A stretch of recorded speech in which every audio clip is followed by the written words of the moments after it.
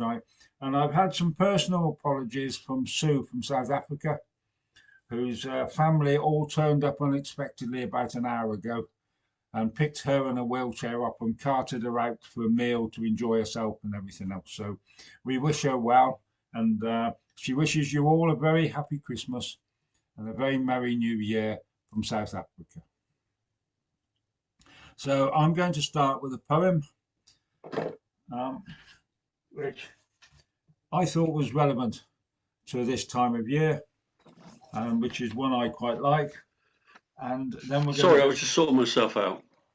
Yeah, so I'm going to then go to Keith and we'll take it through from there. And if anybody's got any Christmas jokes, jokes are always good to have at Christmas time. And I think I've told you the one about Prince Wales and Hugh and Harry. If I haven't, I'll happily tell you that again. But if you've got somebody else who's coming in, no, it's not. We're okay. So let us commence with this little poem. It's called A Christmas Song by Wendy Cope. Why is the baby crying on this his special day, when we have brought him lovely gifts and laid them on the hay? He's crying for the people who greet this day with dread, because somebody near to them is far away or dead. For all the men and women whose love affairs went wrong, who try their best at merriment when the Christmas comes along. For separated parents whose turn it is to grieve, whilst children hang their stockings up elsewhere on Christmas Eve. For everyone whose burden carried through the year is heavier at Christmas time, the season of good year. That's why the baby's crying. There in the cattle stall. He's crying for all those people. He's crying for us all.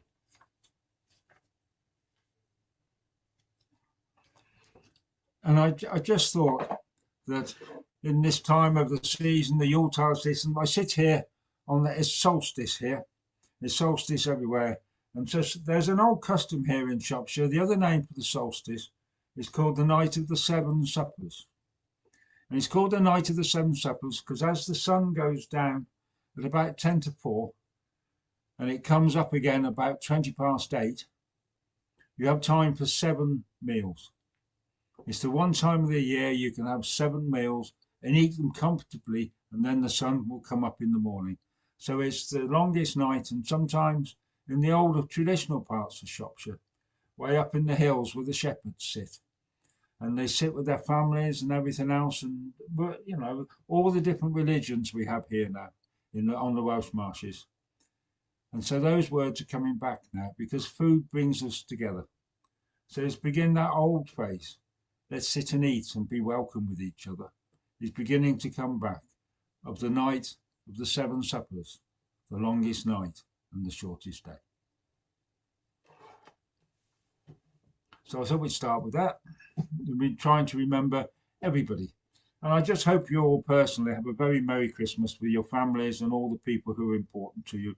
And as a mentor of mine once used to say, may your God be with you wherever you be.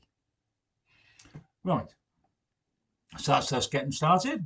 So, and Keith, you've only got to follow me, so that's easy enough. So we'll go to Keith from Wolverhampton, then we'll go from Keith to Lincolnshire, then we'll go to Avita after that, and we'll make it up along and go. And I put Baba in the blue corner and Baden you in the red corner today. Okay? Okay.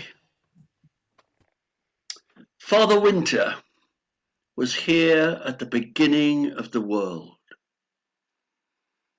when those continental plates separated, when the water was first conceived, when things crawled out of the water and plants came up through the soil. He was here when men stumbled about at the beginning of time. But he was tired, and the mantle of winter hung heavily on his shoulders, and it was time to pass it on. And who better to pass it on to to one of his three sons, the eldest, Bitter Cold, the giant of a man, with armor like ice, with eyes like glaciers, with a beard frozen solid. And he said to his son, people must respect winter. And Bitter Cold spoke with a voice like the moan of the north wind, and he said, I will teach the people of earth to fear winter, for I will freeze everything, their lakes, their rivers, the very ground they tread on, and they will grow to fear winter. And he went down to earth, and it was as he said. People feared winter. But people are ingenious, and they found that if they built huts of wattle and daub with thatched roofs and a fire in the middle whose smoke went up through the roof, when it is cold outside, and we are the same now, it's rather cosy indoors by a fire. And they also found that if they strapped wood slits to their feet, they could skate on the lakes and the rivers. And laughter and merriment flew up from the earth, and Bitter Cold came back with his head hung low, for he had failed to make people fear winter. So Father Winter turned to his second son, another giant, a whole robe covered in snow, unseen.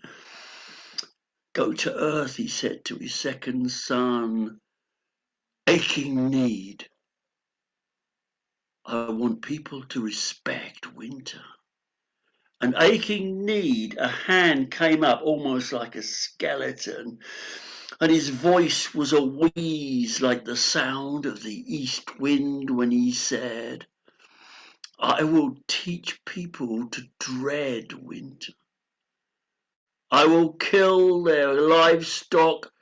I will ruin their crops, and they will go hungry through the winter, and there will be illness and pestilence, and the people of earth will dread winter. And he went down to the earth, and it was as he said. As the crops were destroyed by the cold and the animals didn't survive, and the people had not enough food to survive either, and a pestilence took over.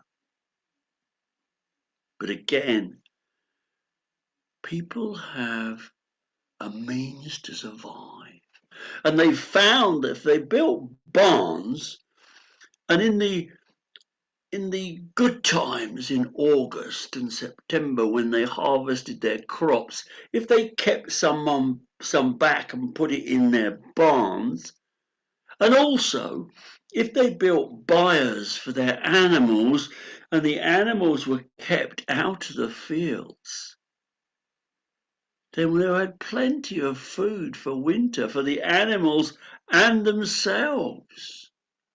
And in fact, before winter, they would have a huge celebration called harvest, getting ready for winter that they did not fear.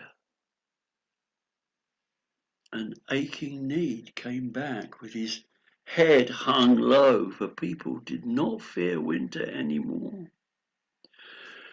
With a sigh, Father Winter turned to his third son, a slip of a boy in a white robe and hair the colour of January sunshine.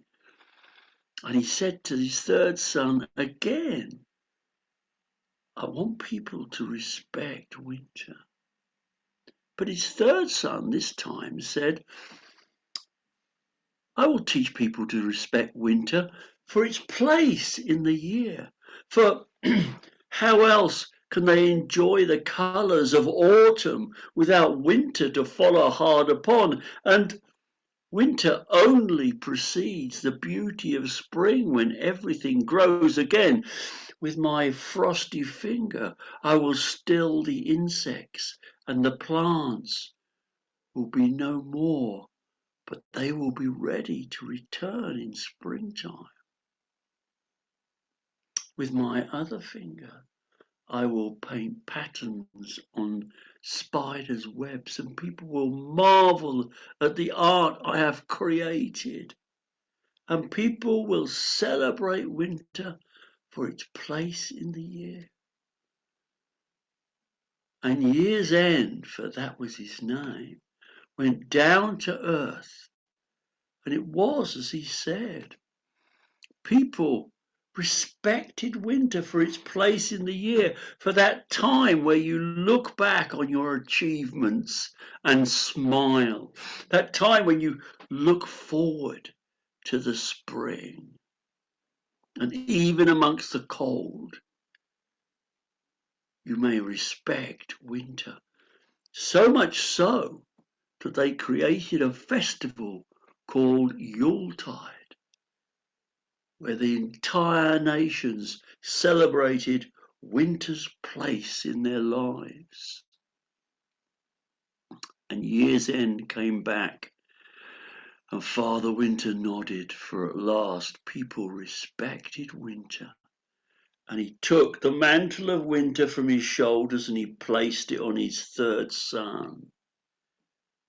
Now, even now, if you are out at this time of the year or later, when it is cold and there is a crowd and a mist hanging over, you may spot a youth with a white robe and hair the colour of January sunshine. And then you will turn back and he is gone, for he is always watching over winter for us.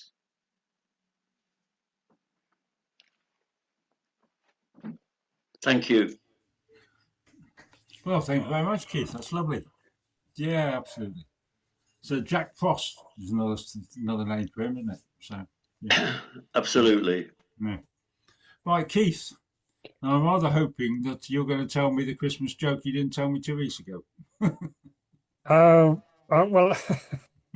You don't have to. Don't mind if you don't.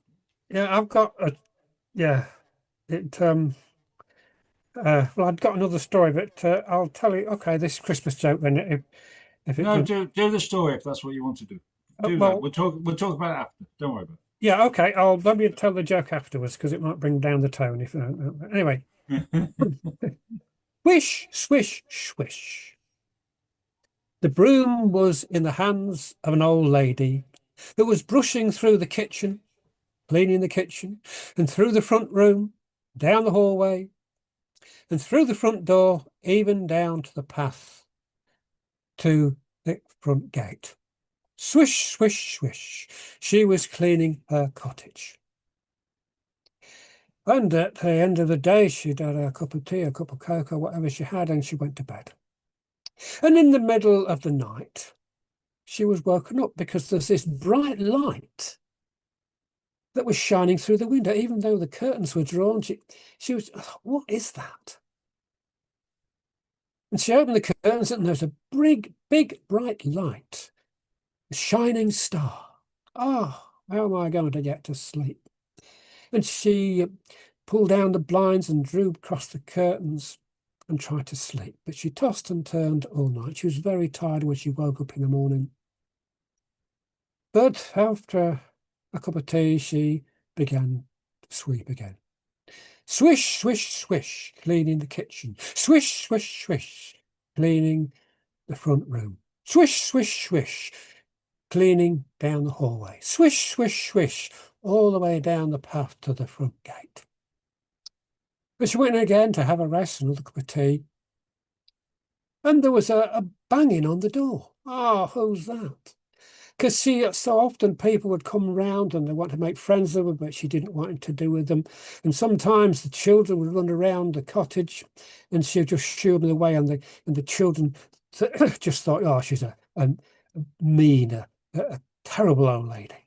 Who can that be knocking at the door? And she opened the door, and there was 3 men stood there with long cloaks, rich velvet cloaks covered with diamonds and pearls and all kinds of sequins and turbans on their head with diamonds. And the first man said that we've been travelling all through the night. And the second one said, we've been following a star. And the third one says, can we come in and rest because we're so tired? Well, the old lady, she looked at the 3 men, said, well, they can't be robbers. They seem all right. And so, yes, well, come in. She made them a cup of tea. And she gave them something to eat.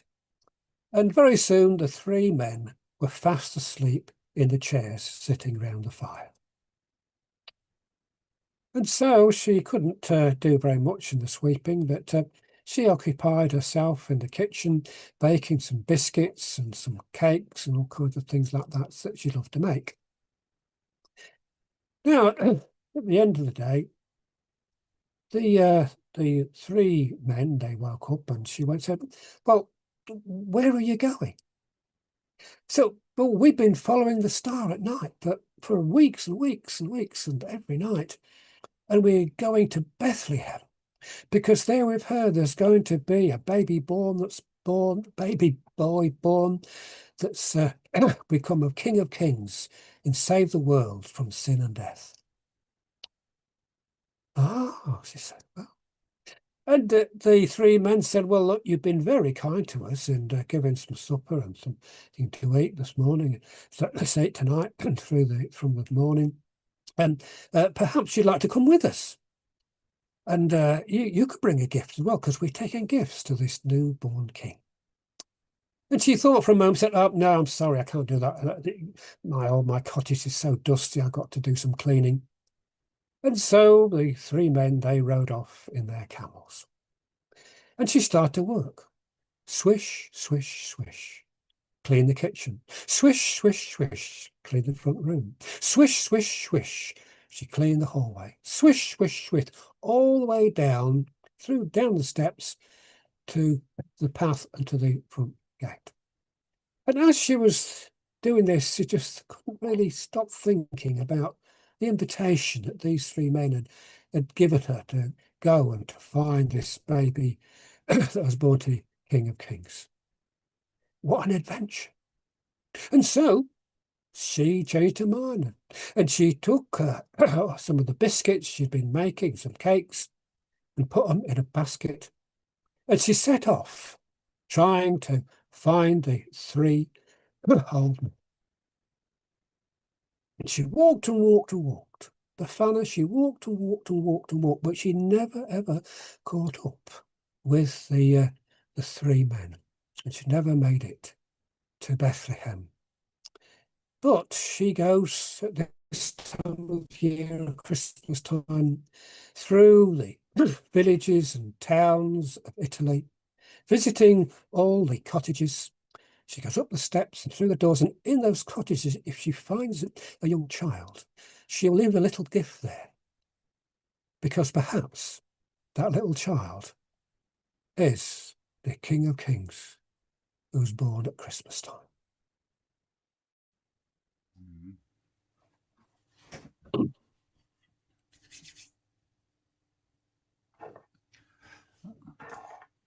Yeah, it's a lovely story, Keith. Well done, thank you. Thank you. So I would know that as the root story to the Russian Baba Yaga. Yeah? Do you agree or? Yeah. Yeah. Yeah, that was the one when I first heard that was the one. That's what the Russians were saying at the time, that was the story of Baba Yaga and how she goes around and gives all the presents in Russia. Yeah. Well, this is an Italian story from and so that's where I got it from, really. But oh, right, okay, fair enough. So I'm always interested in the roots of these stories. I really yeah, how they evolve. Old Befana, yeah, and all the rest of it. Yeah, absolutely. Well, thank you very much. It was a great story. I love that. So, Okay. Avita from Switzerland, soon to be Morocco, soon to be Marrakesh, where the sun shines all the time. Oh, yeah. Yeah, yeah. Now it's time. I'm sort of free flowing tonight. And interestingly, both our tellers before had little elements that are going to be in my story. It's sort of a early childhood story that morphs into an more adult story. Now, as a teacher in a Waldorf school in the past, you have to be careful around Christmas time to please all the parents, because we live in interesting times and parents the world over have very different ideas about that very magical story. So I put on my thinking cap and my creative cap, and I made a story for children that the parents can take home and continue on how they want. So get your very young child onto your lap, maybe give them a bicky so they can focus a bit better. Because I've got my little friend here. His name is Himar.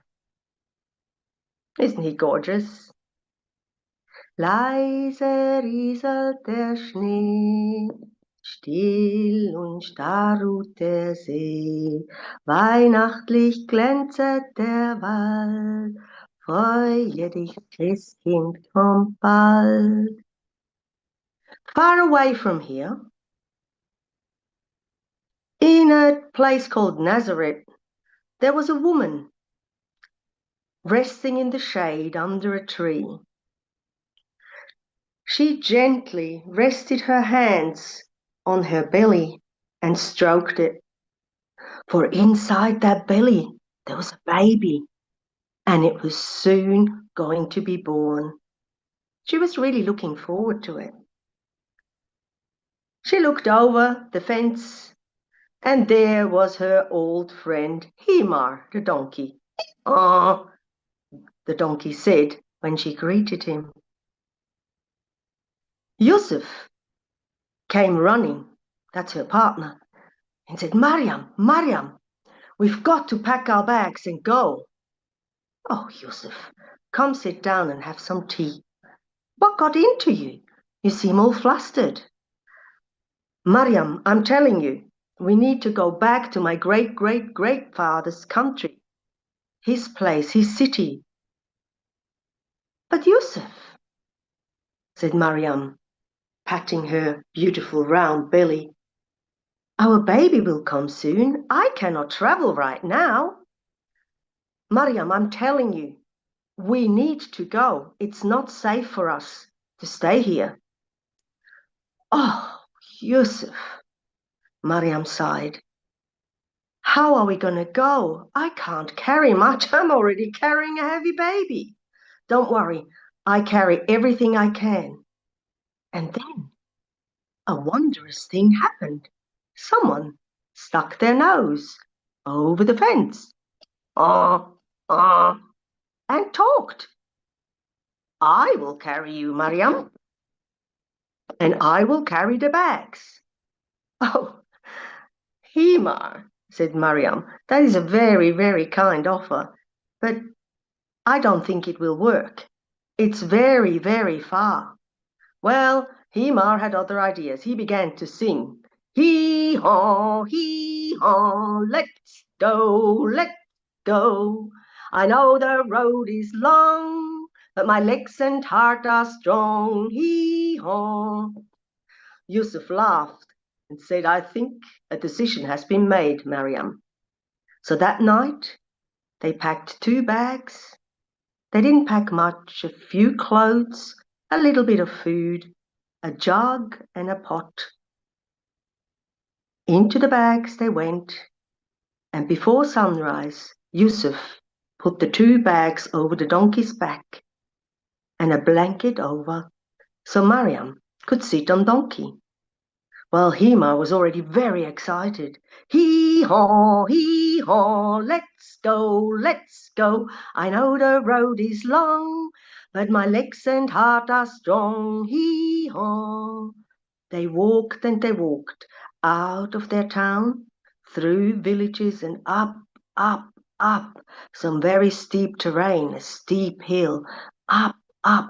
It was rugged, it was rough, and it was hot. Ah, said Mariam, Yusuf, I need a rest. I'm actually really thirsty, and I think we're all out of water. Well, you sit and rest, Yusuf said to Mariam. I'll go and see if I can find a well or a little river. He didn't find anything. But then suddenly, a cow walked up to them. Moo, how do you do?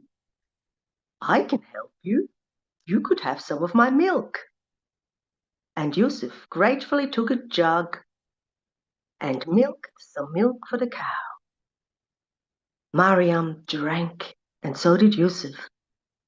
Mariam went to the cow and stroked her between her horns. Moo, said the cow. She really liked that. Thank you, kind animal, said Mariam. And off they went. You know the song by now. Hee haw, let's go. I know the road is long, but my legs and heart are strong. Hee haw. They went across ridges and across paddocks through groves, and they walked, and they walked, and they came to a desert. And suddenly Yusuf went, stop, Himar, ho, ho. Himar looked at him. Mariam looked at him. Yusuf, what's the matter? I think we're lost. He looked left. He looked right. He looked behind him and he looked ahead, but he could no longer make sense of where they were. So he sat down. Hima looked around. Hima looked up and he saw a bird. Hee-haw! Well, the bird fluttered down. Cheep, cheep, hello, you look kind of lost. Yes, we are, said Yusuf. Well, you look like kind people. I can help you.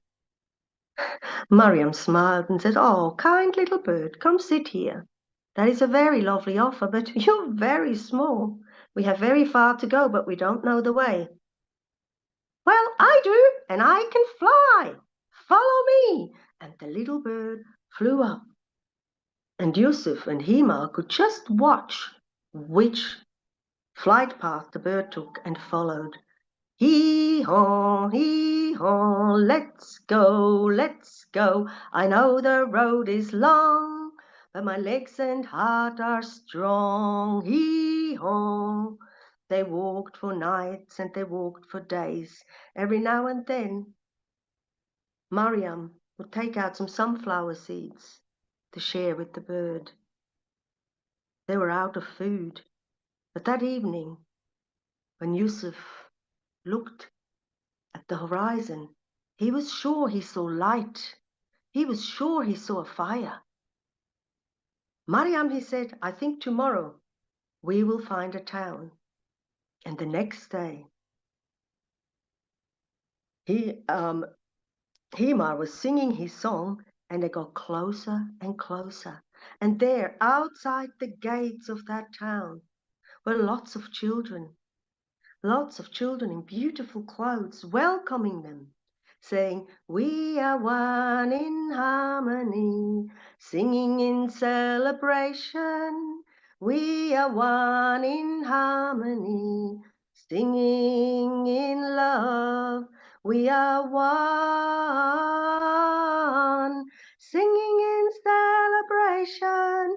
We are one, singing in love. And they took Mariam and Yusuf and Hima with them and gave them a place to rest for a few days. They thanked them. They were fed, they were cared for. All the women wanted to pet patted her belly and said, "Good luck, Mariam."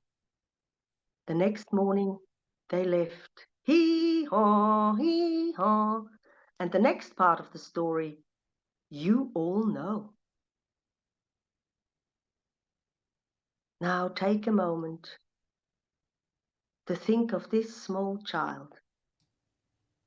This small child that grew up with so much expected of him, so much. He grew up to be a bit of a rebel. He had a very kind heart and he was a healer. But the authorities did not like that at all. And you all know what happened to him. But there was a promise that he would come again. Isa, Jesus, had tried a few times, I'm telling you that, but to no avail. It just didn't seem to work. He decided in the year 2025 to try one more time. And he decided to go a bit further away from his birthplace, for he had heard that there were great celebrations and anticipation towards his birthday. So he came back down to earth. He looked around. It was busy. There were lots of people. There were lots of lights twinkling everywhere and stars and music. Whoa, so much music. He had heard that he was greatly worshipped, as was his father. So he looked around, and when he saw a cross on top of a building, he felt a tiny bit apprehensive. But there was something about that building, and he went close. He stood there and he looked around. Someone bumped into him. Do you mind? He sat down, decided to just observe. At some stage, someone came and threw some coins at him and said, "Get a haircut, mate." Oh, now that was really strange. He looked around and he realized the people were, some of them, dressed quite differently to him. But he thought, never mind. He took a deep breath and he got up and did what he did best. He began to tell a story. Now, some people didn't even look or stop, but some children gathered closer. They wanted to listen, but the parents pulled them away. No, look at this person. Look at how he's dressed. He's a homeless man or something, or he's a loony. Get away from him. People were shouting and saying, "Oh, get out of here. This is a sacred place. Get your dirty hair and look at him. Not even wearing shoes. Get away from here." Now, Jesus was really surprised. He tried again. The people threw rocks at him and says, "Get out of here. He's crazy. What do you want? Go back to where you came from," someone shouted. Jesus thought, that's very strange. So he decided to go inside that building, apprehensively, because of that cross on top. He opened the door and whoa! It was obviously a certain church because there was gold. There were statues of all kinds of people dressed like him. There was a cross with a man nailed to it. He remembered. This is about me, he thought.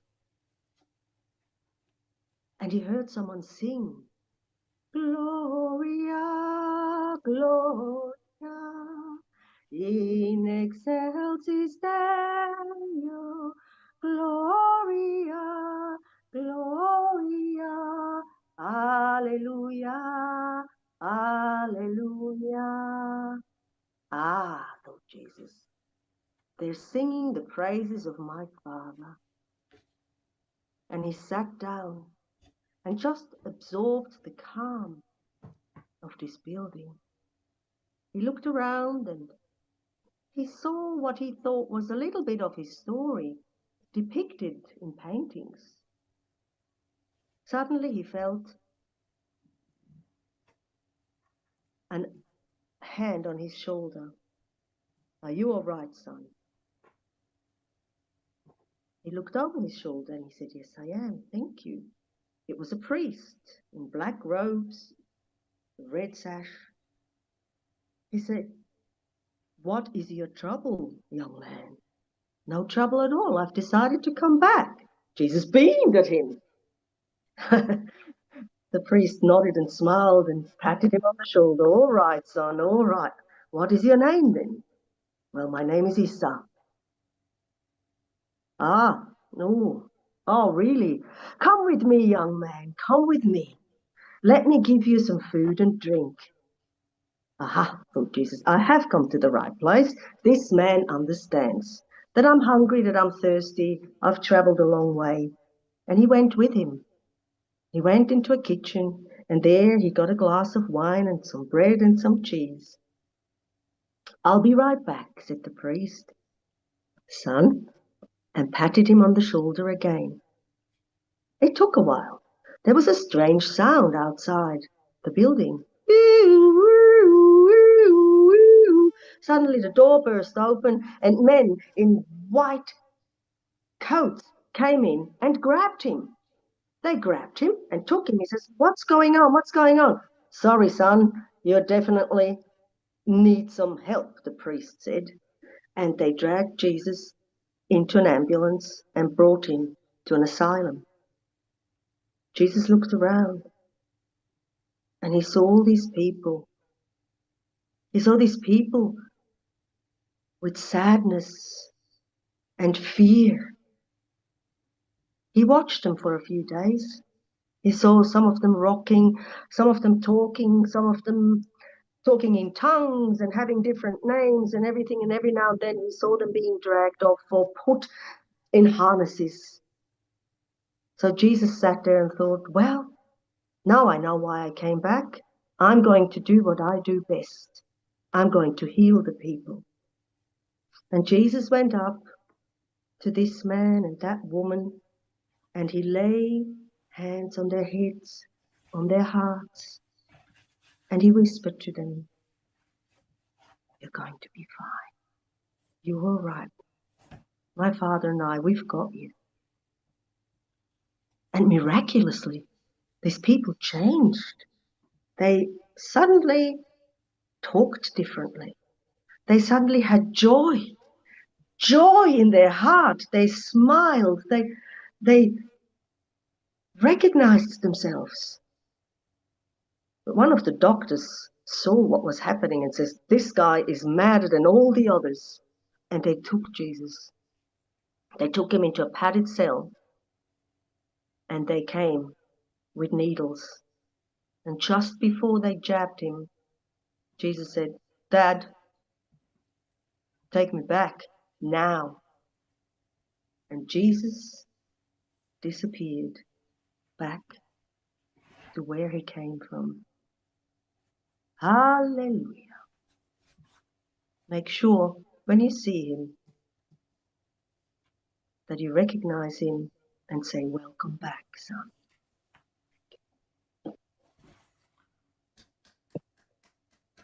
Thank you very much, Jabita. That was lovely. That was really lovely. Well told story. Thank you very much. Evita, you make me want to start singing in my presentations again. Yes. And I love, there's something about when you tell a story, the energy that you tell with is captivating, enthralling, and it makes me want more. Oh, and by the way, again for my family, thank you for that special story. You're welcome. Thank you. Thank you, Babasi and everybody. Thank you for being my audience. It's a two-way street about the energy, and even if we are on Zoom, I still feel we're sitting around the fire together.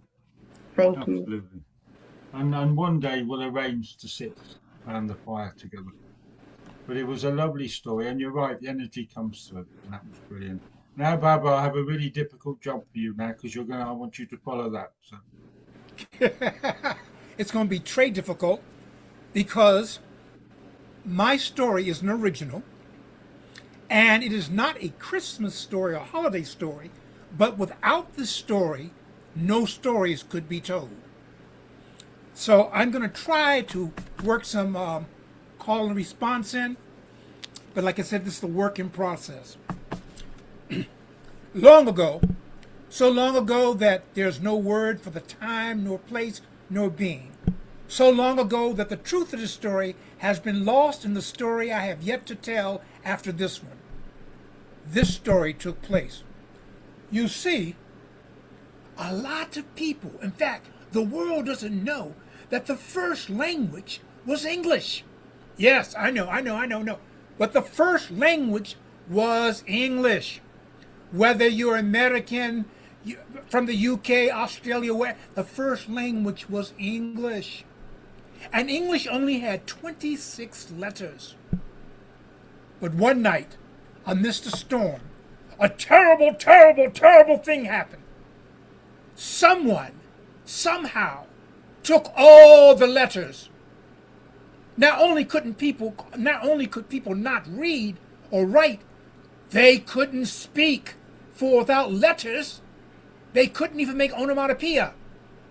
That's a word that says itself. I think I got that right. They couldn't do anything. But somehow they were able to communicate to each other through gestures that they had to find the letters. And so they went looking, and looking. They looked high, they looked low. They looked left, they looked to their other left. Right. They looked everywhere.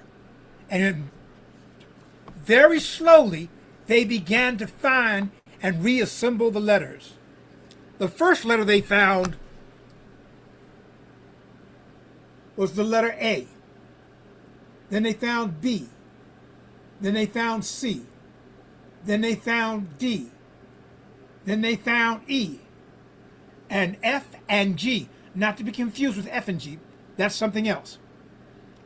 They found those letters and they began to put them together, but still they couldn't say much more than bad or bade, or they needed, or fad or fade, but they needed more letters so that they could speak to each other. So they kept looking, and they looked hither and thither. I think that's the way the expression goes. And they looked under rocks. They looked over boulders. They looked at mountains and valleys. They were searching very, very hard. And they found the letter H, the letter I, the letter J, and they found the letter K. And now they were able to put some words together, but they still couldn't speak coherent paragraphs. They really couldn't communicate. So they had to keep on looking. And they looked. And they found the letter L. They found the letter M. They found the letter O and the letter P.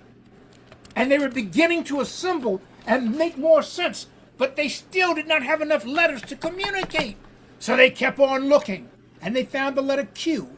They found the letter R, and they looked and looked and looked, and they found the letter S.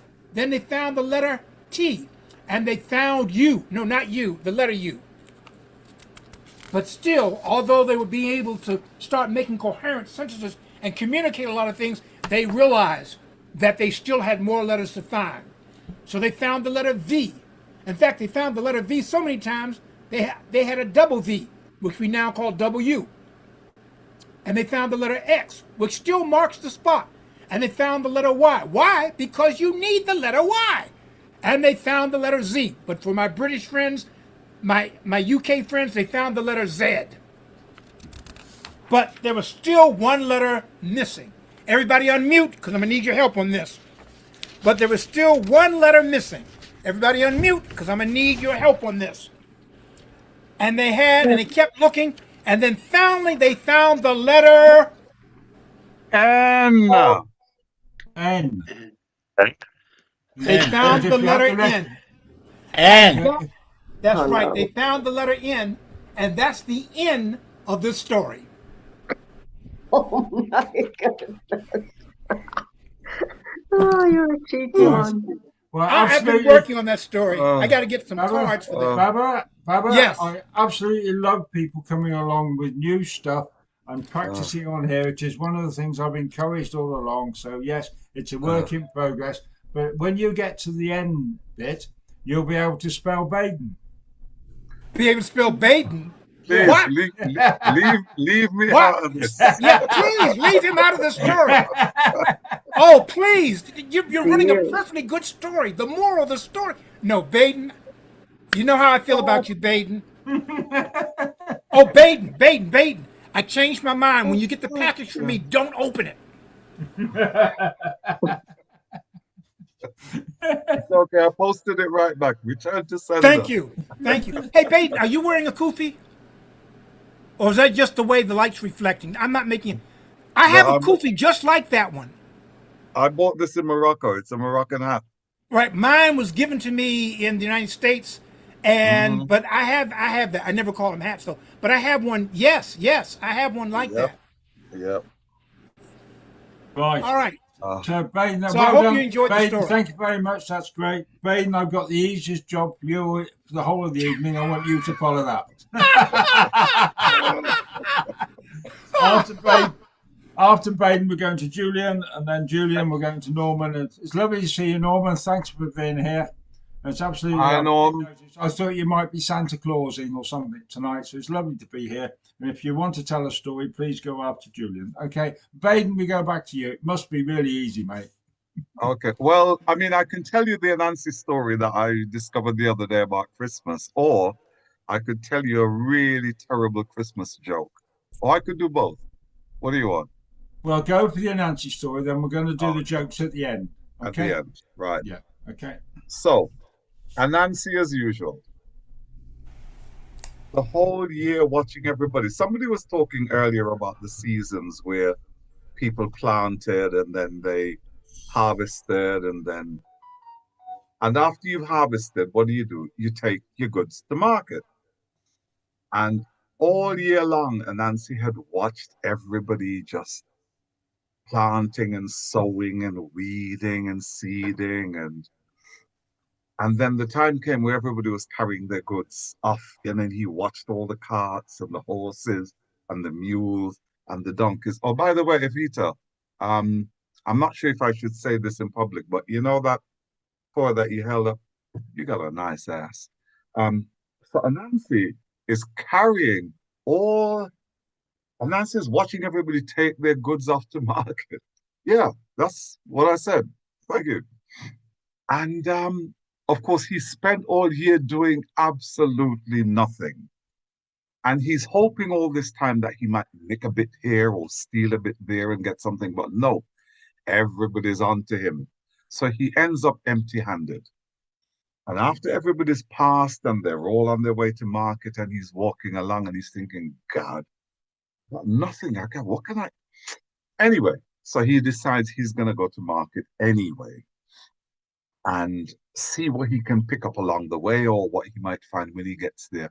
And he's walking along and he passes this hedgerow, this bush, and it's covered in beautiful red flowers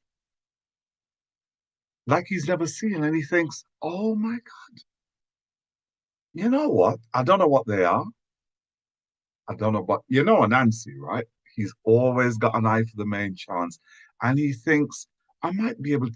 And so he walks along and he picks bunch after bunch after bunch after bunch of these beautiful red flowers. And he tucks them into his waistband. And off he goes and he gets to the market and he's walking along. And of course, everybody's got their mangoes and their yams and their sweet potatoes and their guineps and their sugar apple and their sour sop. And it's get you this and get you that. And he's walking around and now his stomach's starting to rumble and he's starting to get hungry. And he comes across this stall and the vendor has got some plums selling. Julie plum, they call them in Jamaica. Big, they're beautiful, they're sweet. The smell alone will get you intoxicated. And now not only is his stomach rumbling, his mouth is watering, and he walks over to the stall and he says to the vendor, one of these big Jamaican women that you don't mess with, And he goes, Missus, give me some of your Julie plum. And she turns on to him and she says, give you? What do you mean give you? If I give you, what you gonna give me? And Anansi points to the flowers that he's got tucked into his waist and he says, I'll tell you what I'll do. I'll swap you some of your Julie plum for some of these. And he points to the flowers. And she said, these what? What you call those? And he says, give me some of your Julie plum and I'll tell you what they are. And she says, no, tell me what they are and I'll give you some of my Julie plum. And so the two of them start this back and forth, this verbal ping pong. Like, give me some of your Julie plum. No, tell me what they are. And then the vendor next door to her, the man is selling some pineapple about the size of your head. And he gets fed up with this. And he turns to the woman and he says to the woman, look at the size of him. That little Marga man. Marga is like a little skinny man. He reminds me of Mike Ross. You know, if you jumped on top of him and sat down on him, you could break him in half. Why are you arguing with him? Just reach over and take the flowers from him, take the things from him. And Anansi turns to the man because you know Anansi is not scared of trouble. Anansi turns to the man and he goes, if you think you're bad, you come and try and take these from me. Well, the man is already angry. He's had enough of this argument. He jumps out from behind his stall and he makes a grab to grab the flowers from Anansi. But Anansi might be slim and small, but like Mike Ross, he's quick. And he's not there. And he takes off. And this makes the man even more mad and he starts chasing after Anansi. And I don't know what people are like down in Shropshire or, you know, over in Switzerland or in Canada or whatever. But in the West Indies, if somebody sees somebody getting chased, everybody joins in. And they don't know what's going on, you know. But they start joining in and they start shouting, thief! Thief! Stop thief! Stop thief!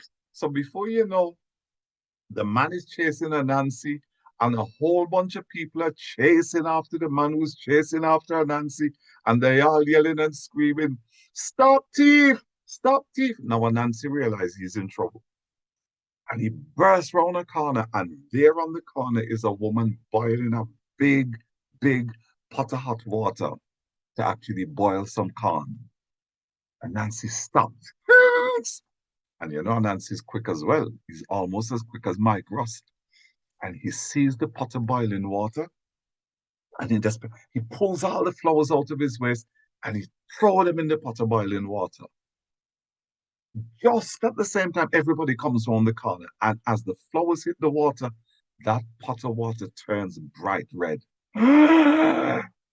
Everybody stopped dead in their tracks. They're thinking, what kind of magic is this? What kind of Obia, black magic, is going on here? And Anansi doesn't miss a trick. He turns on to everybody and he says, yes, you think you can play with me? And they start saying, look, Lord God, it looked like blood. Look how it's red. And Nancy said, no, it's not blood. It's wine. Now, everybody knows, going back to JC and when he became a man and the miracle of the barley loaves and the fishes and the water into wine and so on. So they start to think, and then Nancy says, go on, taste it. And somebody pick up a spoon, dips the spoon in the liquid. And now remember, you know, Nancy didn't even know what he's carrying in his waistband. He didn't know if this thing was sweet, sour, bitter, or what. He didn't even know if it was edible. He might have been poisoning people. But that's a Nancy for you. Taste it. And the first person that tasted it went, boy, this sour. Quick as a flash, and Nancy said, that's because it's not finished. And he jumped behind the vendor's stall and he grabbed up some vials with some allspice and he threw in some allspice and he see another thing marked nutmeg and he throw in some of the nutmeg, and he see another thing, Mark, cinnamon, and he throw in the cinnamon, and then he pick up a big thing of sugar, and he throw that in, and he stir it up, and he dancing around and chanting all kind of gunugu, geiko sike dan dan oi gunugu, like he named some kind of obia man. And next thing you know, he stirred the pot, and he said to the fella, taste this again. Taste it again. And the guy dipped the spoon and he said, ooh, oh, this is sweet. This tastes like wine for real. This tastes like, oh boy, this so real like wine. This is so real. And then Nancy turned around to all of them and he said, yes, that's what it is. It's surreal. It's surreal. And I think Baba C knows this. You know, from that day till this day in the Caribbean, every time coming around Christmas time, people boil up this dried flower, hibiscus flower, and they boil it up in water and they make this red drink. And you know what they call it? Sorrel. That is where sorrel comes from a Nancy made the thing that he called surreal. Surreal like wine. Surreal, sorrel. That is the origin of sorrel. Thank you very much. Thank you, Baden. I always like a good drink from time to time. Looking forward to that. That's one I haven't And had. Baden, that is one of my favorite beverages, but it's so hard to find in this area, despite the fact that we have a very strong Caribbean community. You're not But looking in the right places, brother. You should be no, able to get the right that. places don't have it. But Ah, I'm looking, and I have some friends that make their own. that's where you find it. That's where you find it Yep. Yeah, because it's so real. yeah. It sounds like hooch as well, Baba. So very well. Well, that can be very real too. No. To tell you what it is, people make it and it's like a soft drink. Yes. It's like ginger beer or Marby or that kind of thing. But then when you've made it, you put one batch aside for the kids, and then you get the rest of it, and you is this the right word, Babisi? You'll agree with me. You adulterate the other batch so that the adults It's adult beverage, yes. absolutely. Not just fizzy water. Right. Amongst those Nick must say, if you've just turned up, you must think you're amongst the whole Logan Bros and alcoholics. So. That's because we're so real. It's lovely to see you here, Nick. Well, yep. Okay, so I got an invitation. Norman has told me about this, and great to hear a cultural story. great. And so, are you from Canada as well? Yes, I am. Right. Same city as Norman. All right. Well, it's lovely to see you here, and it's a story round. So we just go from one to another. We're about 3/4 of the way through it. So the next person now we'll go to is Julian, and then Norman himself. Then if you care to tell a story, you'd be very welcome. Okay. Right. So we're going to Julian, who's going to tell me where he's sitting geographically. I am sitting very close to what actually used to be called the very, very middle of England, but just down the road from me here, which is just at the very north tip of the Cotswolds, just south of Coventry. A few years ago, some spoil sports in the geography department of some university or other looked at Google Earth and did some very clever measuring, and they said, actually, no, that's not the middle. The middle is up here, and so the middle got moved to somewhere near Leicester, and so there's still quite a bit of bad feeling about that. But so you're in Meriden. I'm not. This is the thing. No, but that's where, that's where it was. So that's roughly where I am. But anyway, very welcome again. So thank you, Kylie. Well, this is a story about Santa Claus having a bad day, and it didn't start as having a bad day. It was a few days before Christmas, so he knew he was going to be busy, and he got up, had a lot to do, and then he remembered that the day was going to be harder than he thought, because as well as everything else that he had to do, he had to get the new intern, the new apprentice on, and he met this new apprentice, and this apprentice was a Christmas fairy called Twinkle. Now, there's nothing wrong with Twinkle, but Twinkle was a shall we say, very enthusiastic about a lot of things and wasn't very good at reading people. Maybe. Anyway, see what you think. So the first thing he did was Santa Claus made his way. Did Twinkle have a little stuff? I think he probably did, but that is something we will come to. But Santa Claus, first thing he did every morning, made his way down to the reindeer stables and had to get on with the mucking out of them. And Twinkle was beside him. Oh, Santa, look at that big reindeer. What's that doing? And he said, yes, Twinkle. That reindeer is now having a poo on the fresh straw I put in. Yeah, they do that. I'll have to go and start again. And off they went again. And then Santa leaned over and he got a big forkful of this straw with loads of poo in it, and he put his boot out and he slipped over and he landed on his bum in a great big other pile of reindeer poo. And it's like, okay. And Twinkle said, oh, Santa, you fell in the reindeer poo, didn't you? Yes, thank you, Twinkle. I noticed that. It's very kind of you to point that out. I'll just get up and get on, shall we? And so this went on, and this continued, and Twinkle being very, very enthusiastic and wanting to be helpful, but actually just making Santa even more cross. And then, Santa, look, I've opened the gate so the reindeer can go out to the. No, Twinkle, don't do that. No. And the reindeer were gone, and so that was another hour and a half that Santa had to do, rounding up the reindeer, getting them back in their stalls, getting them all rubbed down again. So by this stage, he's already behind. But it's already by now getting to lunchtime, and he's just looking at his to-do list, and it's just not getting through it at all. So he's getting a bit stressed. So he said, okay, well, I've got a lot to do. I've got a lot to do. I can't let this get me down. So he goes back into his. He thinks to himself, tell you what, I need to reset. Need to calm myself down. Need to get past. Yes, Twinkle is annoying, but I'm Father Christmas. It's Christmas. It's getting up to Christmas. I'm a busy man. Got a lot to do. Can't afford to lose it here. So let's have a quick reset. And he thinks, I'll tell you what I'll do. I'll go in the kitchen. I'll have a nice cup of tea and I sit down and I'll take it easy. That'll be fine. So he goes into the kitchen and Twinkle follows him. Oh, where are we going now, Santa?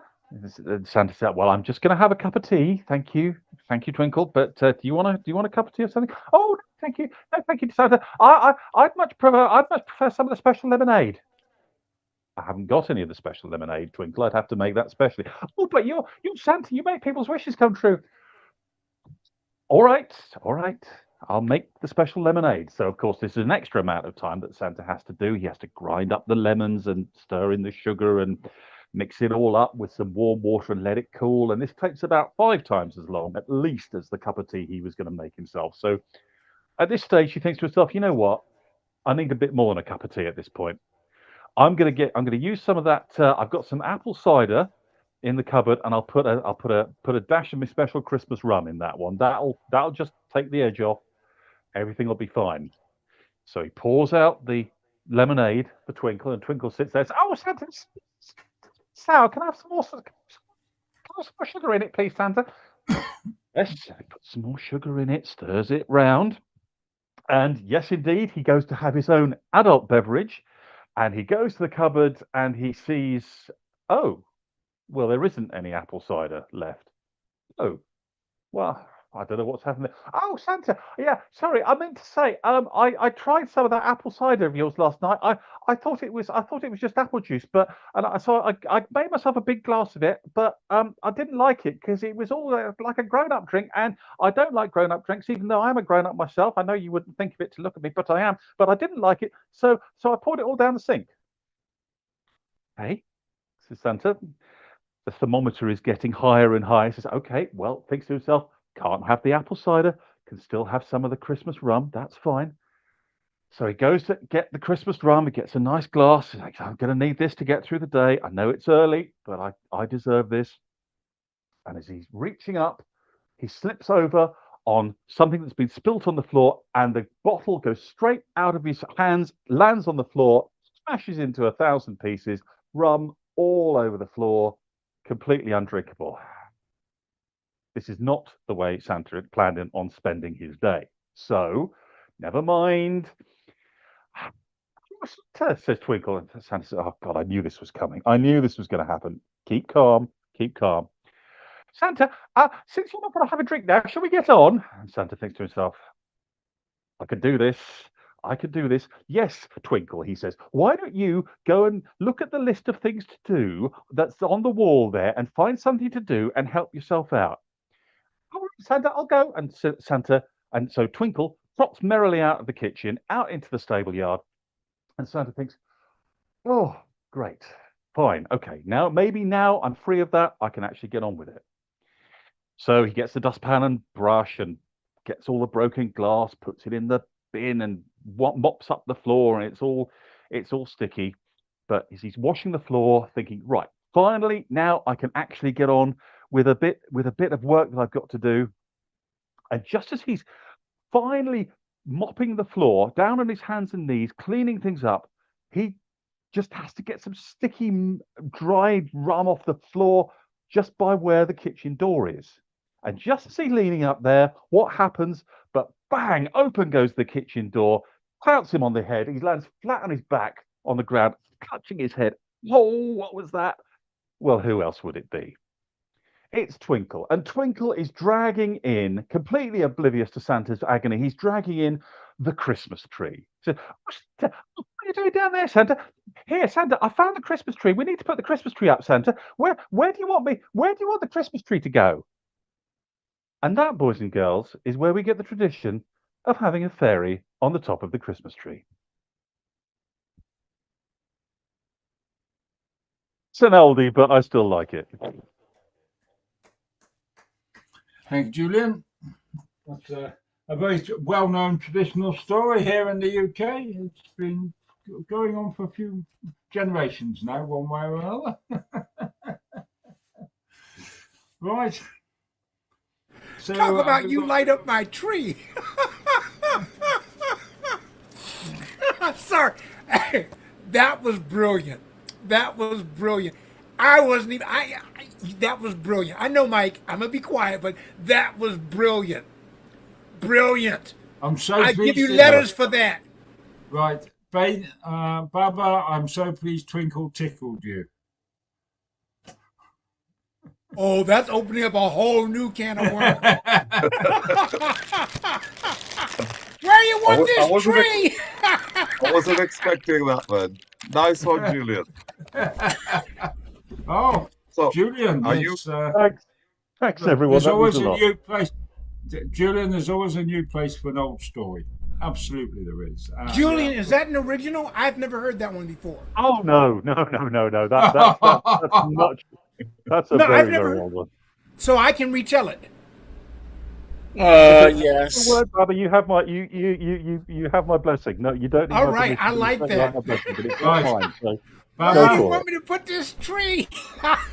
right, Baba. Okay, Baba, I'm- you certainly have my permission to tell that story, and I promise not to tell Baden that you're just about to tell it. Okay.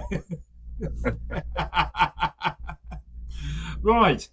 So we've done Julian. So we have Sue. It is lovely to see you. It's lovely that you made it back. It's great to be here and lovely to see you. So Nick, is it McKelly? Is that how you pronounce your surname? Would you care to do a story? I pronounce it Michelli. McKelly. Okay, I don't know what types of stories you like to listen to here. Are ballads okay? Pretty much All everything. types. Okay. All types and All everything. types. Poetry. Okay. Okay. And it is your Okay. first time. I don't want to. We do this once a fortnight. And so Okay. we are here on a regular basis. If you don't Okay. feel like doing one tonight because you're just listening, or join in if you so wish to do, that is great. I've got Norman. Are you doing one tonight, Norman? Yes. Right. So I'll go to Norman next while you sort yourself out a bit, and then Okay. we'll come to you. If you care to do one, Okay. you're very welcome to. Sue, I know you had one lined up. You put your thumbs up if you're doing one, or right. Then we'll go. You can see where the order is, and we're pretty much. Then we've got some really, really comedic, intelligent, cultured jokes. Right. So those who aren't muted, which is me. So we're over to Norman Parrott. Well done. Okay, thank you. Yes, the I that is not a common story for the Christmas tree over here. So it's new, um, and certainly has a one that I've enjoyed. Okay, this story is a new one too, but it's a story about a friend of mine. His name is Jono, Jono, and I'm not going to give his full name because that's the point of the story. But long time ago, there was a monastery that, among all the other things, scriptoriums, guards, etc., and kitchens. Well, of course, the kitchens provided a lot of food. It was a time of the Christmas season, and one of the things that were being made were pies, and they put pies on trays in order to cool them, etc. But it just so happened that at one of these services, there had been a sermon by a priest who liked to have a point to his stories and to have a meaning and all sorts of things. So he had given the story of the shamrock and how the three leaves are this and all that and so on and so forth. He was full of all these metaphoric tales, and he just so happened to be going by the kitchen. And so this monk loved food. He loved the kitchen. For some reason, he always was going by the kitchen. And just so happened, of course, no accident, there was a bunch of pies being cooling by the kitchen. And he was thinking about all the meanings of what numbers can teach us in the Bible. And he was thinking to himself, well, let's see. I see that there are 4 pies there. And 4 pies means, of course, the 4 Gospels. And there's so much we can take from the 4 Gospels and their meaning and everything we can learn from them. But, if there was only 3 pies there, we would be able to think of the Trinity. And if people saw 3 pies, they would think of the Trinity. And they would think of Father, Son, and Holy Ghost. And so I think what I'll do is, so people learn a lesson about the Father, Son, and the Holy Ghost, I'll eat one of the 4 pies.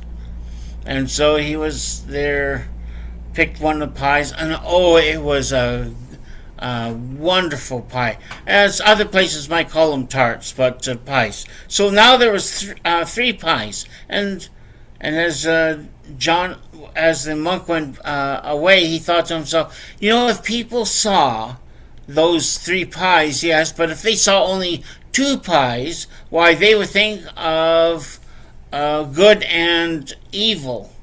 And if we saw good and evil, that would make us think and meditate, and that's very important for all of us. So if I eat one of those pies, they'll think of good and evil. And so he ate one of the pies.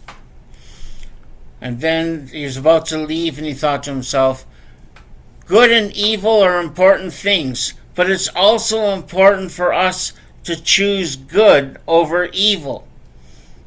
And one of those pies, that one pie really looks good, so I think I'll choose that one, which left only 1 pie left.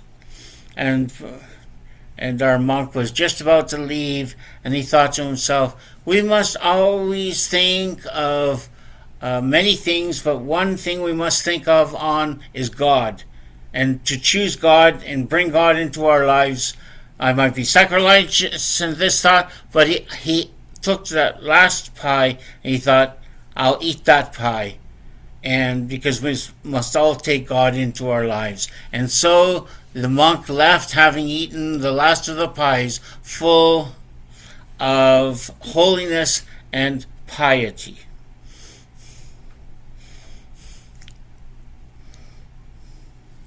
And that's the end of my retail. You're a dead man. Am I now? They were all mince pies. There's nothing wrong with that story.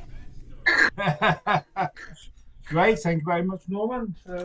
Oh, by the way, the person who, and this is his real name, who inspired that story many years ago, his name is John O'Pie. Oh my goodness. Oh, okay. And that is not I didn't make that part up. His name is John O'Pie, and so he's been more immortalized in a story that now has reached England and other places. Here's to you, John. Absolutely. Well, I'm sure we'll be continuing on that tradition at some other point. So I'm going to go to Sue next, and then Nick Marcelli. So no, we'll go to Nick, is what we said, didn't we? So we'll go to Nick Marcelli next. Is that Marcelli? Is that how you pronounce it? Anyway, welcome, Nick. I pronounce it Michelli. So is it my turn or Sue's? I'm happy to let No, Sue we'll go take. to you. We'll go to you. We'll go to you next, and we'll go to Sue afterwards. Okay. Okay. Okay. So I was thinking about Canadian material. And I've got a story that's a ballad, and it has a few other good things about it, like it's seasonal, and it has alcoholic beverages in it. We've had a lot of those. So, and it's called the $10 Bill. Now, the story I heard about it is that this is actually an international song, and this is the Canadian variation of it. So the $10 bill. Way down in New York City, where the corn stalks are the sign, a place for the commercial men who go and drink their wine, a place for the commercial men who've always made their youth to drink a glass of cherry wine and plucked a Christmas goose. Well, he drank a glass of cherry wine and he smoked a mild cigar. He chatted with his comrades and the people at the bar, and not a thought of amorousness did enter in his head until the serving maid came round and showed him up to bed. Well, then he got familiar and he hugged her in the stairs.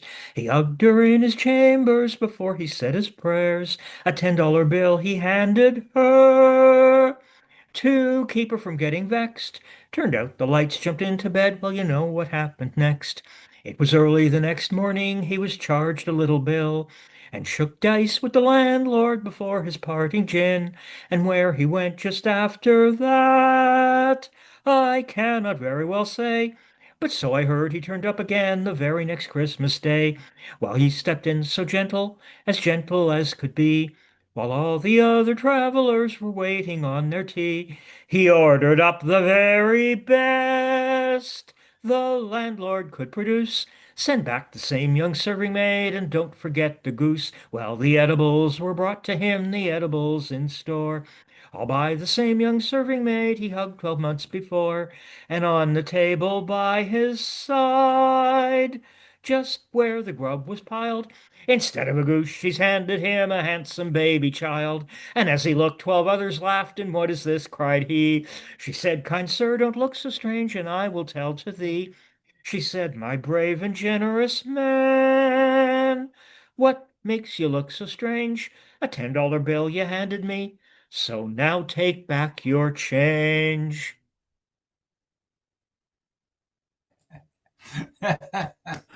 Brilliant. Good Christmas cheer. Yeah. Brilliant. Yeah. Yeah. Right. Very welcome. Like I said, we do this once a fortnight. So the next one, I think, is the 4th of January. We're into the new year before we go now. You're very welcome to come along and do something like that every time. Okay, so it's 6 o'clock UK time is where we are. That's where, because I'm sat in the UK. That's why it's 6 o'clock UK time. So we're going to Sue from South Africa. I hope, who's had a lovely couple of hours or so with the family, I think. So here we go. Yes, Mike, we went out because Mike's turning 75, my husband's turning 75, and the kids are here from England to visit. So we went and had sushi, which is his favorite meal. Yeah. So thank you for letting me in so late. Thank you. Okay. So I'm going to tell you a South African Christmas tale. I've hunted far and wide to find one, and eventually I did, so please bear with me. This story comes from the Anglo-Boer War, and we're looking at about 1901. Little Jannie was about 6 years old, and he lived on his parents' farm with Outa Sem. Outa means old father, and Aya, which means nursemaid, Aya Maria on the farm. His father was on commando, his mother was in the concentration camp, and this little boy had these two people as his savior and his family. And on this particular day, little Jannie said, oh, Father Sem, you know, I'm so tired of porridge 3 times a day. Okay, I know there's variety. In the morning, it's watery porridge. And at lunchtime, it's crumbly porridge. And at night time, it's stiff porridge. Oh, but wouldn't that be so, so lovely if with my porridge I could have a bit of honey or a bit of sugar or something to just make it special? And wouldn't I love to have a piece of meat with my next meal? And Outa Sem took note of all of this and looked at Jannie and said, Jannie, do you know what day tomorrow is? Jannie said, no, Outa Sem.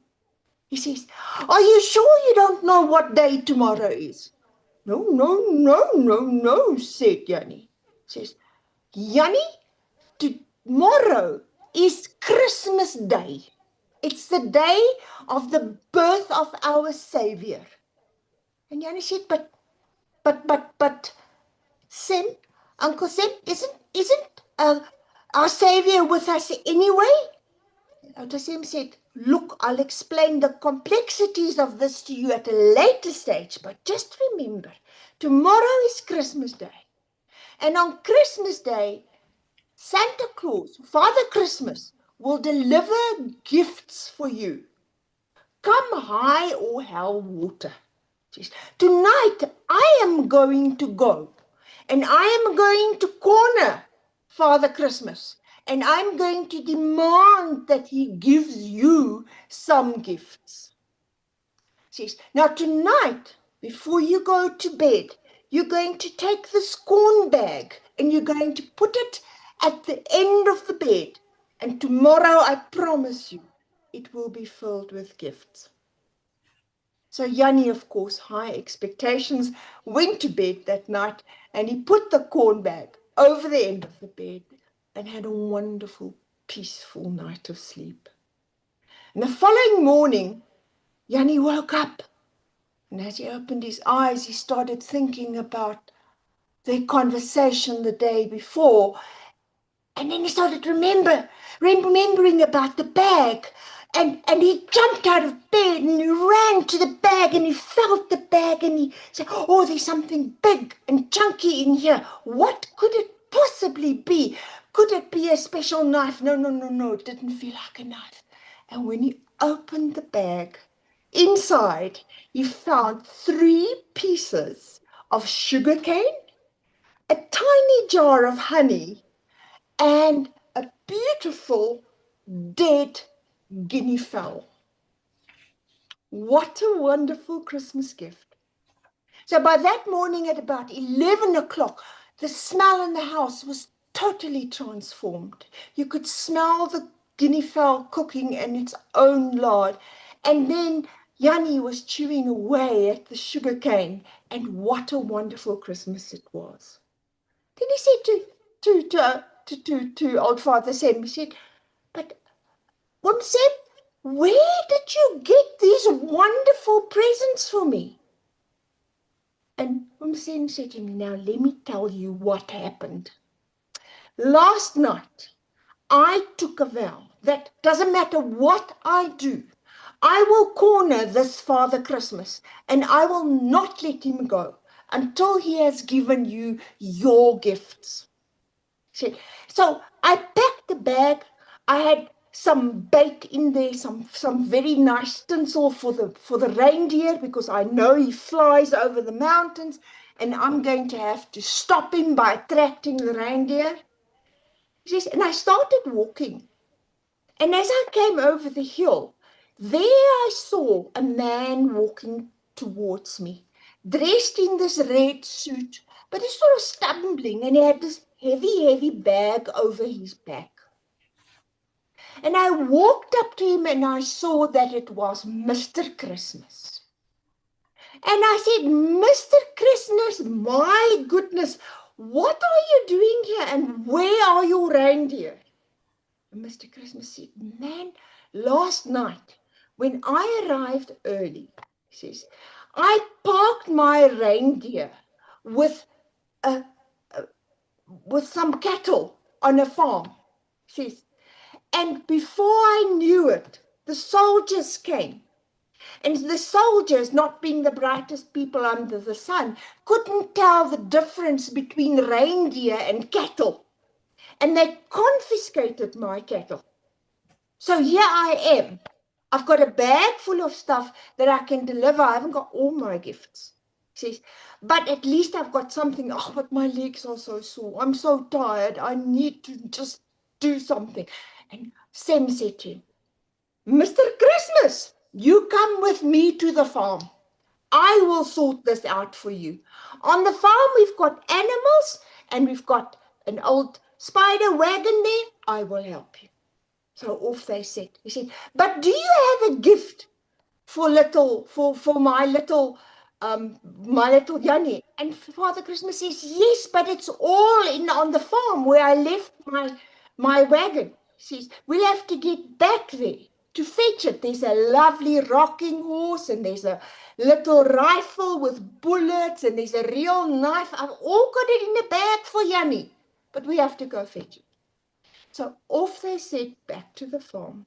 And of course, when they came to the farm, Father Christmas saw that there were actually no animals to help. But Sam said, just you wait. I will sort this out for you. And he went and he brought one of these old spider chariots out of the storeroom. And he took off all the wheels. And then he took long pieces of cotton and nails, and he nailed the cotton into this old spider chariot. And to each piece of cotton, he tied a dung beetle. Now, you know, a dung beetle can fly. And then he took a cowpat, a fresh cowpat, and he attached this to the end of a whipstick. And he said, now, Father Christmas, you get on and you hang on, because we are going to get Jannie's presents. Before they knew it, the dung beetles that were really hungry because there were no other animals on the farm, they got a sniff of this beautiful bit of cowpat, and they just took off. And they were flying.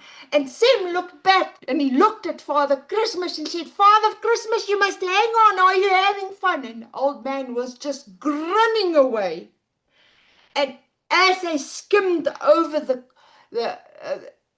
sugar cane, he would just lean over and chop some sugar cane off with his knife. And he was laughing and having a wonderful time. Before you knew it, they had been to the farm and they loaded up all the Christmas gifts that they were supposed to deliver. And before you knew it, they had been to Heidelberg and to Belfast and to all the little towns in the area. And Father Christmas got to deliver all these presents. Last stop on the way was the farm. But of course, the dung beetles were getting a little bit hungry. And as they flew over this beautiful farm in the Free State, where there was a trader who still had all his cattle, the dung beetles got a whiff of this fresh cow dung. And they just started diving down from the clouds to the farm. And poor Outer Sam was trying there with the whipstick to try and get up, guys, up, guys, up, guys. But no, before you knew it, that spider chariot hit the kraal and bounced and hit the dung heap and bounced again and turned upside down about 100 meters further on, Father Christmas underneath and old Sem thrown away in the distance. Sem sort of staggered up and he started lifting up the spider wagon. And there was Father Christmas. Okay. He had fortunately landed on a guinea fowl. Poor guinea fowl was dead, but at least there was a guinea fowl. Poor Jannie's gifts were ruined.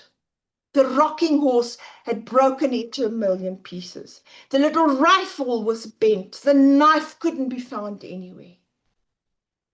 But Father Christmas said to Sem, what a ride.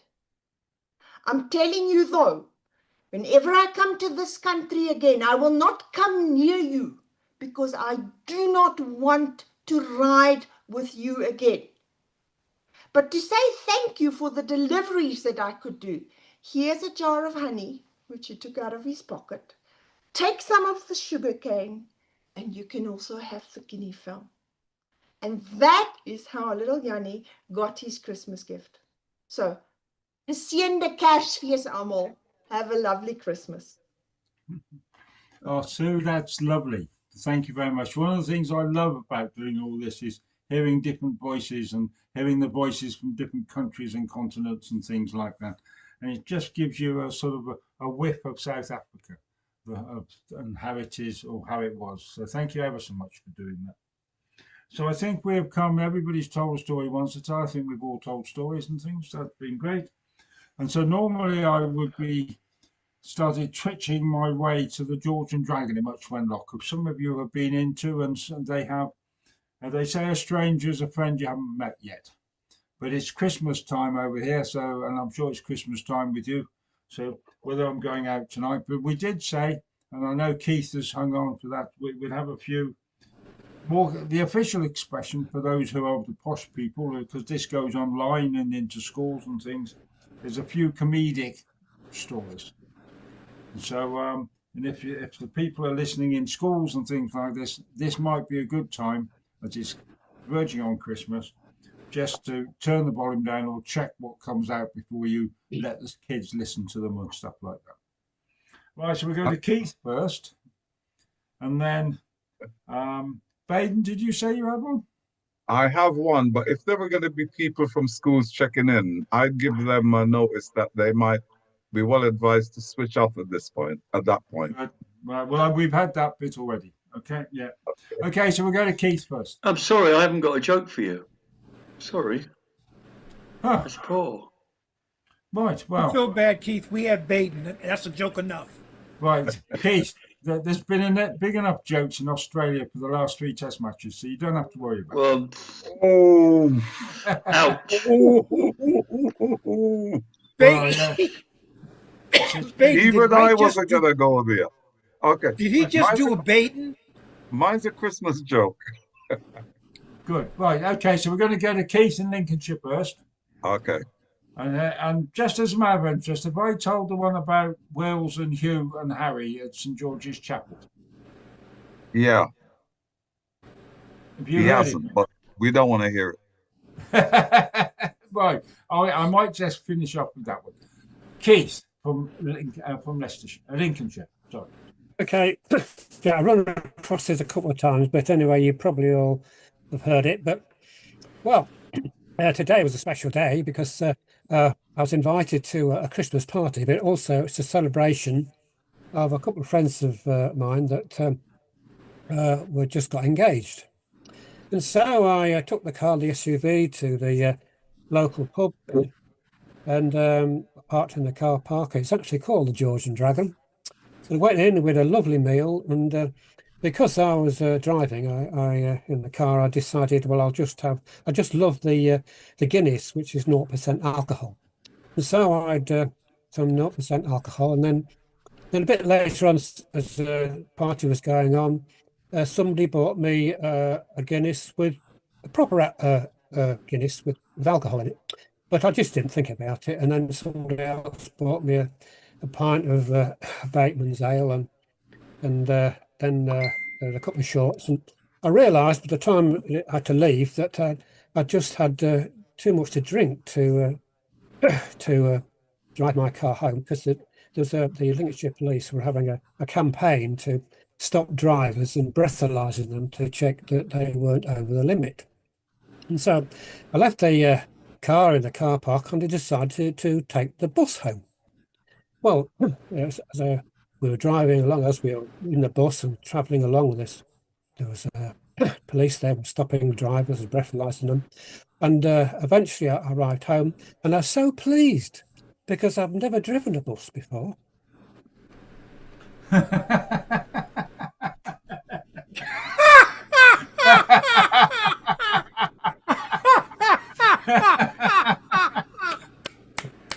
Now that I love that one. What No, I haven't happened? heard that one before. That's great. Love that. Yes, absolutely great. Yes. Okay, Baden. Yes. Go to you. So there's these three young guys, and they're driving in the Lincolnshire countryside. It's Christmas Eve, and they're on their way to a party. And they're driving along in this car, and suddenly this bus, being driven by this drunk guy, comes out of nowhere, slams into them, knocks them off the road. And we all know what happens next, right? So they end up at the pearly gates. I'm not accusing Keith, by the way. I mean, it could have been any other drunk driver driving a renegade bus. But anyway, so they end up at the pearly gates. And St. Peter goes to the first guy, "What are you doing here?" And the guy goes, "Well, I was on my way out to a party." And he goes, "You were drunk driving, weren't you?" He goes, "No, we didn't even get to the party." And St. Peter says, "Okay, in that case, well, since you're here, what have you brought? Because as you know, tomorrow's Christmas Day. Have you brought anything with you that represents Christmas?" And the young guy says, "I wasn't expecting to be here." And St. Peter says, "Right, okay, I'm going to give you a chance. Go back and find something quick as you can and come back with something that represents Christmas." You might have heard this one. And he goes back to earth quick, and he runs around and he grabs a piece of rosemary bush. And he comes back up to the gates and he hands it to St. Peter. And St. Peter says, and this is going to shock you, but he says, "What the hell is this?" And the guy says, "Well, look, it's supposed to represent the Christmas tree, the Tannenbaum, which is the symbol of Christmas." And St. Peter says, "Yeah, I suppose so. All right, in you go." He turns to the next guy and he says, "And what have you brought?" And the guy says, "Well, I wasn't expecting to be here either." And St. Peter says, "Right, off you go. You got 5 minutes." Flies back down to earth and he comes back and he dips his hand in his pocket and he pulls out a cigarette lighter and he flicks it and it comes on and this flame lights up. And St. Peter says, "Yeah, and?" And he says, "Well, this flickering light represents the light of the Star of Bethlehem that led the three wise men to where our Savior was born." And St. Peter says, "Very poetic. Okay, in you go." Turns to the third guy and he says, "Right, and you?" And he goes, "Give me a minute." And he shoots back down to earth and he comes back. But he's got nothing in his hands.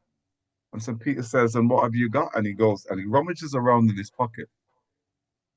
And he pulls out a pair of women's underpants, a pair of red knickers. And St. Peter goes, "Really? In what way does that have anything, could possibly have anything to do with Christmas?" And he waves it in under St. Peter's nose and he says, wait for it, "They're carols." Yeah. Right. So, Baden, I love you to bits. Well done. Well done. Number C just got it. I know, I got it when you did. Baden, we are terrible. And Right. we've gotten the whole group doing these bad jokes. Right, so But don't Baden, stop. you've done something absolutely, it's never, I can remember happening only once in the whole of my life. You've just told the story I was going to tell. Whoa. I've got a different version. It's exactly the what same story. What I'm not going to say in public is the person, I heard it ages and ages ago, but the person who told me that joke just a couple of days ago, you would not believe, or maybe you would, but. Right.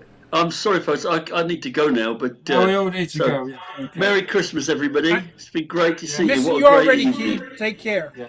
Merry Christmas. See you. Bye-bye then. Thanks, Mike, for Happy organising Kwanzaa, this. everybody. Lovely Bye. evening. Right, now. Merry Have a good Christmas. Bye then. Christmas time. See you in the new year. Yes. See you in the new Take year. care. Happy Thanks. Kwanzaa. Thank Baden, I can tell you Bye. exactly where I got it from because I was sat in a pub at Whitby in Yorkshire overlooking the coast with an old friend called Taffy Thomas. Oh, Oh, in that Taffy! case, I can now own up. It was himself. Yes. Yeah. And it was before he got the OBE. He wouldn't have got it was an MBA. He wouldn't have got it. If I told Prince William that he told jokes like that, he wouldn't have got it. This was just last week. Yeah, he's a dirty Last old week. bugger, and I Oh, love him to death. Good yeah. night, No, all. I love him. I'm going up to visit with him in January. We're going Okay. up to stay up there for a couple of days. When I'm you going go- to- When but you go, I'm tell, gonna- give him Right. my regards, Mike. I will Yeah. do. But I'll tell you this one instead. I'm not sure if you know this one or not, because my wife, Lynn, her name is, she's had a pacemaker put in. Right? And Taffy Thomas, I don't know if those of you don't know who Taffy is, he's a very famous storyteller in the UK here. And his wife is Chrissy, but he had a pacemaker put in 1983. He had a heart attack. And in them days, the pacemaker that they put into people's bodies was a clockwork one. And it all settled down and they brought him home and he went to bed that night. And as they were going to bed, all Chrissy could hear was the tick tock, tick tock, tick tock. Now I've done this. If you put your ear to his chest, you can hear the thing going tick tock, tick tock, tick tock. You see? So Chrissy goes, you know, Tappy, I don't think I can go to sleep. All I can hear is your pacemaker going tick tock, tick tock. So Taffy goes, well, if it stops, you'll be the second one to know.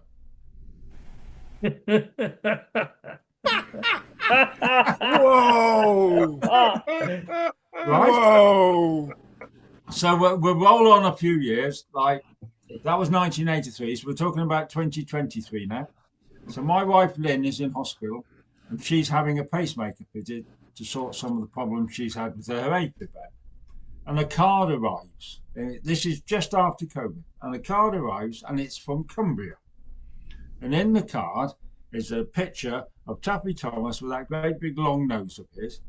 And a card saying, I hope you get well. Don't worry about it. There's a life after having this. And written out is that story. Right? That same story. Right? Okay. So Lynn's opening, sat in there and it's there. And the consultant comes in. And he looks at it and goes, what's this? And he reads it through and he goes, I want to borrow that. And then goes, well, it was a picture, it's a story to me. And he goes, no, we've just been through COVID. I want to borrow it. I want to show it to the nurses at the nursing station because it's their sense of humour and they'll think it's funny. And they go, it goes, right, okay. So he takes the letter down to the nursing station, and these are the younger nurses and everything else. And he sits and he reads it out. This is the big white chief consultant for the whole of the West Midlands.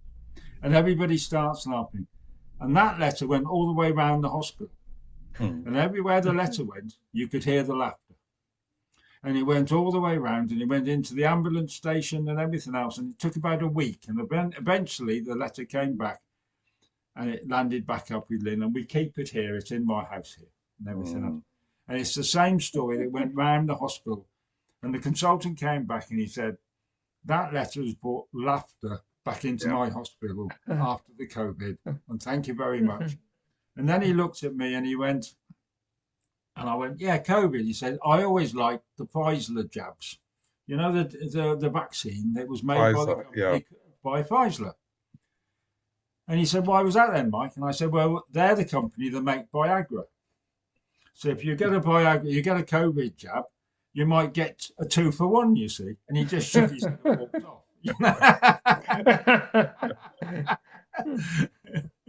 Anyway, so as Baden went and told my joke, whether he got from Tappy Thomas, but I got mine from about 1990, by the way. So he's been telling it a long time.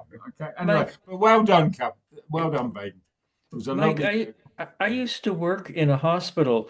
The hospital I worked at specialized in cancer, and we had an annual Christmas show where the employees entertained each other, and they made it clear that the patients were not to see this show because we had really a lot of dark humor about working in a hospital. You have to. You have to. Yeah, I the- worked the with minute- elderly people, and we had a lot of contact with the ambulance service, and some of the stuff, and the fire brigade, and some of the stuff those guys would come out with would leave you open mouth. But you have to. it- it is Survival very- mechanisms. Personally, I like dark humor. And you know what? Yeah. In a ward where the people get older and older as you go up the ward and things, the jokes have to get shorter and shorter. As the yeah.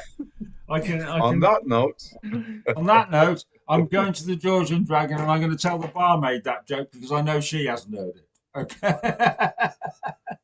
Look, have a very Blessings. big Christmas to everybody, and I'm Yeah. very, very Hey, happy New hey, Year. Mike, I hope, you- yes.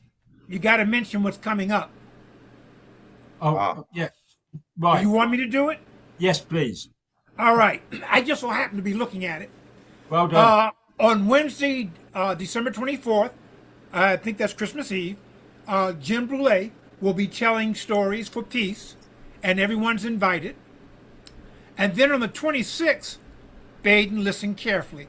On Friday the 26th, Stories for Children will be done. Oh, is it true? Could it possibly be? Yes, it's Baba C telling stories say for it children ain't so. and the Say it Kwanzaa ain't program. so. Right. And then that very next day, on the 20, oh no, I'm sorry. And then on January 24th, we have Sanim Donathan Mohan. I probably messed that name up.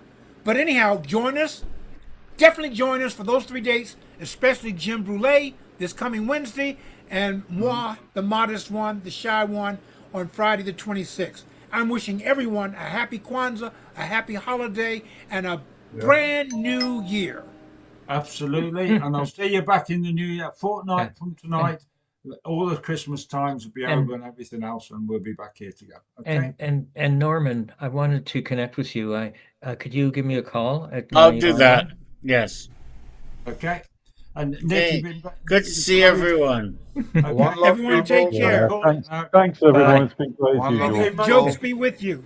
Happy Very much Kwanzaa, happy gratitude. holiday, happy. It's Christmas. better to tell a joke than to be the joke. Well, you would know, bro.